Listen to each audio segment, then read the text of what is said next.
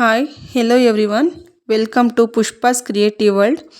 ನಾವು ಈ ವಿಡಿಯೋದಲ್ಲಿ ಗುಲಾಬ್ ಜಾಮೂನ್ ಹೇಗೆ ಮಾಡೋದು ಅಂತ ತಿಳ್ಕೊಳ್ಳೋಣ. ಸುಲಭವಾದ ರೀತಿಯಲ್ಲಿ ಹೇಗೆ ಮಾಡೋದು ಅಂತ ಹಂತವಾಗಿ ಹೇಳ್ಕೊಡ್ತೀನಿ. ನಾನು ಜಾಮೂನ್ ಮಾಡೋಕ್ಕೆ MTR ಗುಲಾಬ್ ಜಾಮೂನ್ ಪ್ಯಾಕೆಟ್ ತೊಗೊಂಡಿದ್ದೀನಿ. ಅದು ತುಂಬ ಚೆನ್ನಾಗಿರುತ್ತೆ. ಹಾಗಾಗಿ ಈಗ ಜಾಮೂನ್ ಮಾಡೋದಕ್ಕೆ ಪಾಕನ ರೆಡಿ ಮಾಡ್ಕೋಬೇಕು. ಮೊದಲಿಗೆ ಗ್ಯಾಸ್ ಆನ್ ಮಾಡಿ ಒಂದು ಸ್ಟೀಲ್ ಪಾತ್ರೆ ತೊಗೊಂಡಿದ್ದೀನಿ. ಅದಕ್ಕೆ ಪಾಕಕ್ಕೆ ಎಷ್ಟು ನೀರು ಬೇಕೋ ಅಷ್ಟು ನೀರನ್ನು ಅಳತೆ ಮಾಡಿ ಪಾಕಕ್ಕೆ ನೀರು ಬಿಸಿಗೆ ಇಟ್ಟಿದ್ದೀನಿ. ಈಗ ಸಕ್ಕರೆನ ಅಳತೆ ಮಾಡ್ಕೊಳ್ಳೋಣ.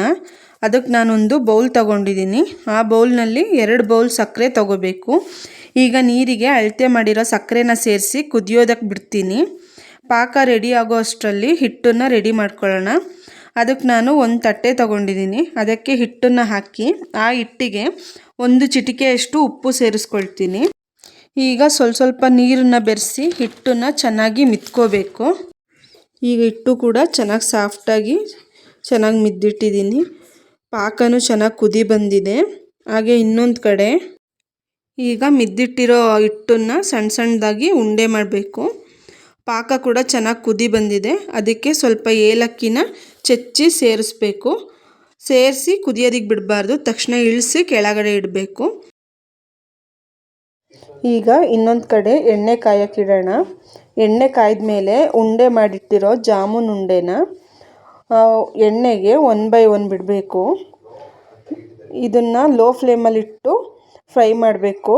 ಇಲ್ಲ ಅಂದರೆ ಹೊರಗಡೆ ಕಲರ್ ಚೇಂಜ್ ಆಗಿರುತ್ತೆ, ಆದರೆ ಒಳಗಡೆ ಬೆಂದಿರೋದಿಲ್ಲ. ಈಗ ಇದ್ರ ಬಣ್ಣ ಕೂಡ ಚೇಂಜ್ ಆಗಿದೆ. ಈಗ ಇದನ್ನು ಸಪ್ರೇಟ್ ಎತ್ತಿಟ್ಕೋಬೇಕು.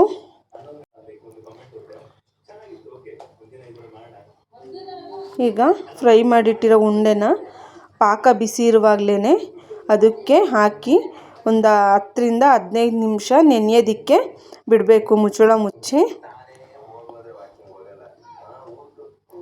ಈಗ ಜಾಮೂನ್ ಕೂಡ ರೆಡಿಯಾಗಿದೆ.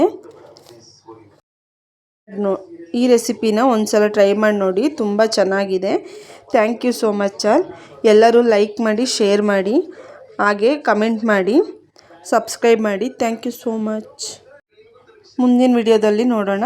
ಬಾಯ್.